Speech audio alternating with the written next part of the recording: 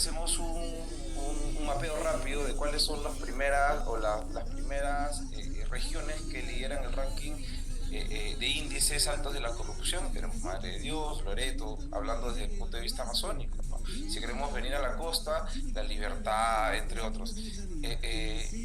Pero hay espacios institucionales y políticas construidas para mitigar la corrupción. Por ejemplo, cada región tiene la obligación por ley de formar o crear una comisión regional anticorrupción, y dentro de esa comisión regional anticorrupción elaborar estrategias para mitigar la corrupción en la región. La pregunta es, ¿cuántas de las regiones tienen activas las comisiones regionales anticorrupción y cuántas de ellas han cumplido con presentar el plan regional contra la corrupción para su entorno?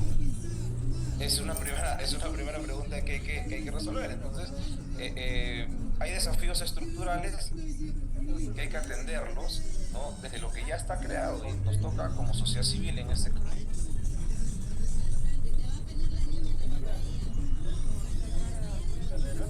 cumplir con poder llevar adelante aquello que se ha construido para mitigar males y que están exacerbando la minería ilegal en ese sentido, ¿no? Y termino indicando que es clave también poder mejorar la articulación en dos ámbitos: en un ámbito de fiscalización, es decir, control, y un ámbito de habilitación de derechos, ¿no?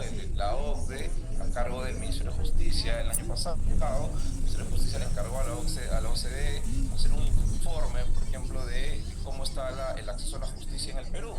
Y la OCDE dice dos cosas que eran un secreto a voces. Dice, las políticas de acceso a la justicia han fracasado, por un lado, porque se ha creído que acceso a la justicia es acceso a los tribunales. Entonces, los recursos y las políticas están orientadas para trabajar con jueces, cuando el acceso a la justicia no va por ahí. Y segundo, que es el dato que quiero dejar aquí en la mesa, es que el Perú tiene un problema grave de crisis institucional. Tiene que ver con que tenemos instituciones fragmentadas, ¿no? Tenemos instituciones desarticuladas. No lo decimos nosotros, lo dice la OCDE, a la que el Ministerio de Justicia le encargó el informe para saber cómo estamos. Entonces, si tenemos un problema estructural, cualquier cosa que querramos hacer para solucionar no va a llegar a buen puerto si no solucionamos y no nos acercamos y no conversamos entre nosotros. Gracias. No, gracias a ti, Manuel. Ángela. Gracias, Jaime, gracias por la invitación y gracias por la oportunidad para compartir con este panel. Creo que Manuel nos ha planteado ya un tema súper interesante, ¿no? Comenzamos por cuáles son estos principales desafíos que tenemos. Uno de ellos es tener unas políticas públicas claras, ¿no? Para comenzar de hacia dónde queremos ir como país y en general, en toda la actividad minera, la grande, mediana, pequeña, mediana, tenemos que ir hacia el mismo lado, todos trabajando equivocadamente. Y en eso, y creo que siempre hemos mencionado desde el gremio la necesidad de tener un abordaje integral de toda esta problemática, ¿no? Y entonces hay múltiples desafíos, pero podemos de alguna manera focalizarnos en dos. Lo primero es tener instituciones realmente sólidas con los recursos para poder abordar esta problemática, ¿no? Y poder trabajarla adecuadamente.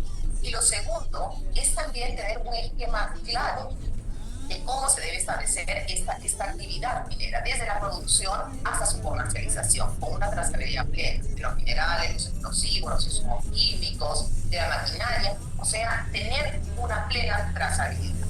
¿A qué me explico? ¿No es cierto? Tenemos una minería artesanal, pequeña minería, que no tiene el adecuado acompañamiento para sus trámites, como había señalado de alguna manera Manuel, que sufrimos las grandes y medianas mineras y también las pequeñas mineras la minería artesanal, ¿no? No hay un real acompañamiento tampoco ahí, pero tampoco una adecuada fiscalización. Son áreas donde no son fiscalizadas adecuadamente. Por otro lado, Manuel también ha tocado el tema, y inclusive ilegal, ¿no es cierto? ¿Cómo se aborda esto? ¿Tiene los recursos suficientes? La policía trabaja articuladamente con el Ministerio Público, el Poder Judicial, para poder hacer estas actividades de control, intervenciones, ¿no? ¿Cómo de ahí se aborda esto? Digamos, esa intervención y luego cómo se continúa ese trabajo, ¿no? Entonces aquí el abordaje tiene que ser mucho más amplio.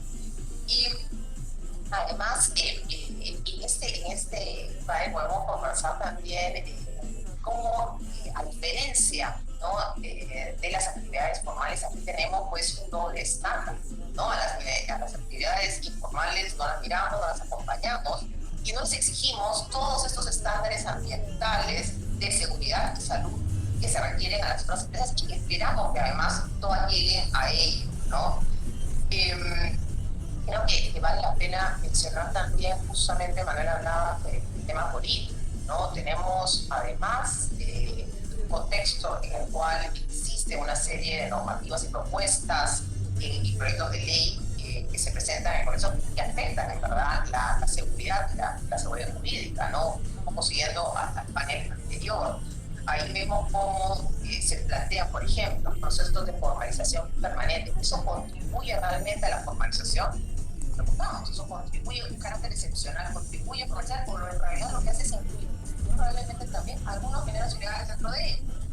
¿No? Tenemos también proyectos de ley que lo que buscan es prescindir el control de explotación y crear figuras como la servidumbre minera, por lo cual se le den los recursos mineros directa la posibilidad de explotar los recursos mineros, yendo en contra del régimen de concesiones establecido en la Constitución, ¿no? Y entonces la gran pregunta es cómo trabajamos en realidad con los mineros que tienen esta voluntad de ser formales, ¿no? Hemos visto, por ejemplo, los números y las cifras que tenemos respecto al REINFO, ¿no? ¿Cuántos de ellos en realidad han presentado su instrumento de gestión ambiental? Poco más del 20%, eso lleva que solo el 70%, eso lleva pues, a que más del 70% estén suspendidos. Hay una real voluntad de trabajar en ese sentido, de formalizarse. Son preguntas que nos hacemos, pero este tipo de proyectos de ley en realidad afectan obviamente la competitividad. Don Ricardo nos ha mencionado cómo el país compite con otros países en el mundo y en realidad lo que se requiere para conseguir una inversión es esta predictibilidad y esta seguridad jurídica, ¿no? Entonces, ¿qué acciones tomar? Obviamente, fortalecer las instituciones que trabajen además coordinadamente de manera multisectorial abordando la problemática, pero además diversas instituciones como el Ministerio Público Judicial y el Ministerio del Interior para poder tener también unos trabajos de inteligencia adecuados que lleven a abordar justamente aquellas que son las actividades ilegales, ¿no? En realidad focalizarnos en ellos, ¿no? Para todo ello, ¿qué se requiere? ¿No? Se requiere obviamente tener seguridad, respetar los derechos, respeto completo de los derechos, una gobernanza en el país. Y ello comienza por el proceso de formalización de régimen, ¿no? Este proceso no puede continuar internamente y se tiene que tener una ley de la pequeña mediana técnica que en realidad respete el medio ambiente, a los trabajadores, a las comunidades y el Estado de Derecho, pero también les dé también el soporte para poder mejorar y generar mayor producción también para ellos, ¿no? Que logren realmente que sean formales. Uno de los temas también que resulta interesante es poder utilizar un mecanismo de transparencia como el EITE, ¿no? El EITE nos sirve obviamente para determinar cómo se están los recursos provenientes de la minería, pero también nos podría ayudar a ver cómo se están manejando estos recursos, combatiendo actividades ilegales y también cómo se están mejorando los estándares ambientales, de seguridad y salud en el trabajo. Muchísimas gracias, Ángel, muy interesante. Máximo. Buen día, amigos, ¿cómo están? Un saludo a todos y gracias a COMEX por esta oportunidad. A ver, tú hablabas de dos temas claves, el desafío y el tema de la gobernanza, ¿no es cierto? En el tema de desafíos, yo diferenciaría también, yo creo que es importantísimo diferenciar la minería y el proceso de formalización de la minería ilegal. Pues no podemos asumir que los desafíos son los mismos, son distintos. Ya no podemos meter en el mismo saco a los mineros que están en proceso de formalización con los mineros ilegales y lamentablemente eso es lo que está pasando, ¿no? En el tema de lo que es la formalización, yo creo que hay tres desafíos clave. El primero es generarle incentivos al minero. Como bien decía Ángela, tenemos una gran cantidad de mineros en el proceso de formalización en el REINFO, pero solamente el 20% ha presentado su titulación. ¿Qué quiere decir? ¿El 80% no quiere formalizarse? ¿Dónde están los incentivos que tiene el minero para formalizarse? Es un tema fundamental que el Estado lamentablemente no ha sabido manejar, ¿no? Como decía el ministro, todas las empresas del Estado piden incentivos. Todas las empresas, las grandes, las medianas, piden incentivos. Y a los pequeños les metemos a la policía, ¿no? Les metemos a la fiscalía. No los incentivamos. Eso tiene que cambiar. Nosotros estamos planteando el fondo minero como un incentivo importante e interesante y creemos que puede funcionar. Y creemos que en julio debe estar listo ya para lanzarlo. Un segundo desafío es el tema de las concesiones. 90% de los mineros en proceso de exploración no son titulares de una concesión minera. Y ese es uno de los requisitos fundamentales para poder formalizarse. Si tú no tienes una concesión, tienes que tener un contrato del titular de la concesión para poder trabajar y poder formalizarse. Y eso no está pasando. Entonces, allí tenemos que trabajar fuertemente un par de temas importantísimos que tenemos que trabajar vía ley. Un primero es que tenemos aproximadamente 27.000 mineros en el REINFO que están en concesiones extinguidas. Quiere decir que son concesiones que no tienen titular. Y como no hay titular, no hay quien les dé un contrato. Entonces no pueden formalizarse. Y eso es un absurdo. Tenemos que cambiar la ley para poder hacer que estas concesiones que no son de nadie, ¿cierto?, puedan ser usadas por el Estado para darle contrato o establecer concesiones para los mineros en formalización. Y el tercer desafío que yo veo es el tema del tiempo. El tema del tiempo y el tema del presupuesto para nosotros en el Ministerio. La ley que se dio en diciembre nos ha dado un plazo de 6 meses. Lo que no se ha hecho en 12 años en este país quieren que lo hagamos en 6 meses, lo cual es una locura. Y lo más grave es que además ya han pasado 3 meses y todavía no tenemos el reglamento. Y sin el reglamento no podemos hacer nada, estamos con las manos atadas. Entonces tenemos un serio problema de tiempos para poder avanzar en este tema. Y el otro es el presupuesto, evidentemente. No tenemos que tener un buen presupuesto. Vamos a asumir 86.000 expedientes de las regiones, de las diferentes regiones, acá en el Ministerio. Entonces tenemos que tener un equipo de trabajo para eso y tenemos que tener presupuesto para eso. En el tema de la minería ilegal, yo también planteo 3 desafíos fuertes. El primero es intentar una mayor eficacia del Estado. El Estado es completamente ineficaz en la atención de este tema, ¿no? Yo puedo darles cifras, ¿no es cierto?, de lo que es el tema de fiscalía. Es impresionante. O sea, tenemos en lo que es crimen, en lo que es resultados en cuanto a gastos fiscales, en la etapa preliminar 5.290 casos, gracias, fiscalía. En la etapa preliminar de la investigación 5.200. En la etapa preparatoria 300. En la intermedia 400 y en el juicio 300. O sea, de 5.000 expedientes, solamente 300 llegan a una etapa de juicio oral. O sea, increíble. Pues. ¿Y cómo podemos avanzar en el tema de la minería? ¿No? Y tenemos, ¿no es cierto?, el tema de sentencias, ¿cierto? De todo lo que son las sentencias, solamente tenemos 12 casos que llegaron a una sentencia. 12. ¿Cómo podemos entonces tratar? Y tenemos en el año 2021, que es la última cifra que tengo, solamente 6 personas reos en cárcel por el tema de minería ilegal. 6. Entonces eso pues demuestra que hay una gran ineficacia del Estado para atacar el tema de la minería. Yo creo que tenemos que tener una nueva mirada. Lamentablemente en el Estado y en la Fiscalía han estado demasiado sesgados por el tema de lo que es medio ambiente, ¿no? La Fiscalía de Medio Ambiente era principal. Yo creo que por ahí no va la cosa, porque lamentablemente para poder comprobar el daño del medio ambiente demora un montón y es bien difícil para la Fiscalía hacerlo. Por eso es que no tenemos sentenciado. Tenemos que atacar el tema, por un lado, de crimen organizado y por otro lado, el tema también de lo que es pérdida de dominio. Por allí es que tenemos que atacar el tema a nivel fiscal para poder ser más eficaz. Y el tercero, articulación. Tenemos que articularnos en el Estado, ¿no es cierto? La policía, la fiscalía, el Poder Judicial y el Poder Ejecutivo tenemos que trabajar juntos en este tema para poder lograr algo en el tema de la minería ilegal. Por el lado de lo que mencionabas, de las necesidades para que haya una mayor relación interinstitucional y una mejor gobernanza, yo creo que también es algo muy importante y bien lo has tratado. Yo veo 3 puntos aquí clave.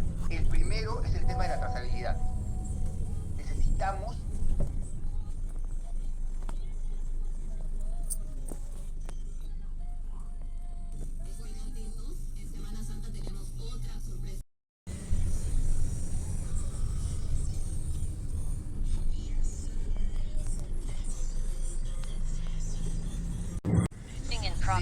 de concesiones mineras o concesiones forestales.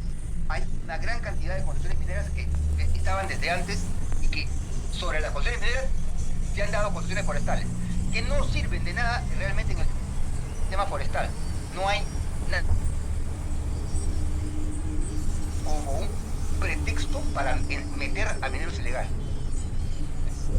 ¿no? Entonces, con el uso supuestamente, entre comillas, de una concesión forestal, están entrando todos los mineros ilegales en Madre de Dios, y eso hay que atacarlo, y eso tenemos que trabajar conscientemente con el Ministerio de Agricultura. Y el tercero, y no menos importante, creo yo también en términos de interacción institucional y todo, es tratar de lograr unas mejores competencias en los gobiernos regionales. Creo que hay mucha debilidad en las competencias de nuestros gobiernos regionales. El tema de formalización minera lo demuestra. 12 años y el poco avance en los gobiernos regionales, y por eso es que el Estado ha decidido que esto pase ahora al gobierno nacional, porque realmente los gobiernos regionales han sido desastrosos, y no solamente malos, sino encima con corrupción. Entonces, esos creo que son temas también importantes. Muchas gracias. No, gracias, Máximo. Sí, o sea, efectivamente, claro, cuando hablamos de la minería ilegal, para empezar tenemos que poner en contexto que es la principal actividad criminal en el país actualmente, ¿no? Muy por encima del narcotráfico. Entonces, sin duda es algo muy relevante y claro, no vamos a encontrar soluciones concretas de corto plazo, sino que definitivamente hay una cuestión estructural, hay un tema de justicia en general que no funciona en el país desde hace mucho tiempo, cosas que se tienen que mejorar. Pero claro, este tema específico tiene que ponerse lo más alto de la agenda pública, ¿no? Primero porque estamos hablando de la principal actividad económica del país, y es la principal actividad económica generadora de rentas que ayuda al gobierno justamente al cierre de brechas. O sea, tiene un efecto tangible en la mejora de la calidad de vida de la ciudadanía, ¿no? Entonces, por lo tanto, creo que tiene que haber primero un sentimiento de unidad de todas las instancias para ubicar este problema en lo más alto de la agenda pública. Y para eso, claro, tienes que alinear todos los sectores competentes con medidas, como bien decía Manuel y decían todos, ¿no? De represión, fiscalización, sanción, ¿no? Con los operadores de justicia, perfectamente alineados, mezclados con herramientas de incentivos económicos, ¿no? Donde tendrá que ver también el Ministerio de Economía, SUNAT, y cómo de repente tener herramientas de gestión con los gobiernos locales y regionales, ¿no? Pero sin duda esto hay que ponerlo, digamos, sobre la mesa, y por más que podamos idear una estrategia a largo plazo, hay medidas que se tienen que tomar desde ya, porque esto tiene que parar en la medida que van creciendo. No solamente estamos hablando pues, de crimen organizado nacional, esto tiene que ver mucho también con crimen transnacional. Entonces, hay regiones del país que prácticamente no hay presencia del Estado, ¿no? Eso no puede suceder.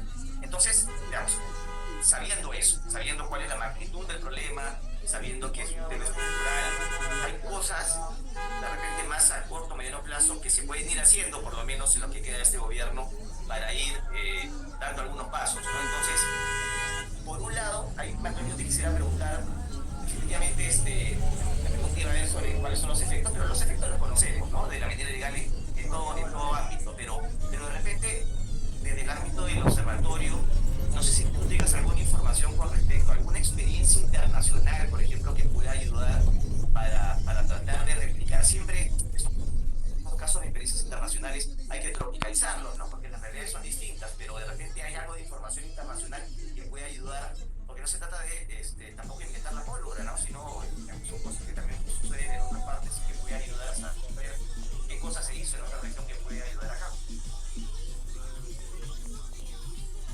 Gracias, Jaime. Efectivamente, de hecho hice una búsqueda de experiencias, pero yo quisiera señalar antes de responder algo que puede parecer a estas alturas redundante, ¿no? Pero es que yo creo que hay que dimensionar a la minería ilegal, efectivamente, como lo señalaba, ¿no? Como una actividad, una de las principales actividades ilegales en el Perú. Es una actividad que converge con otros delitos, no solamente es la minería ilegal, la trata de personas, afecta derechos fundamentales, derechos económicos, derecho a la propiedad. Entonces, no hay que perder de vista y hay que tener en cuenta un análisis crítico y real de cuál es el modus operandi, si queremos hablar en términos criminológicos de aplicación de la ley, ¿no? Sino cómo funcionan estas empresas criminales asociadas a la minería ilegal. Entonces, es una actividad que, por ejemplo,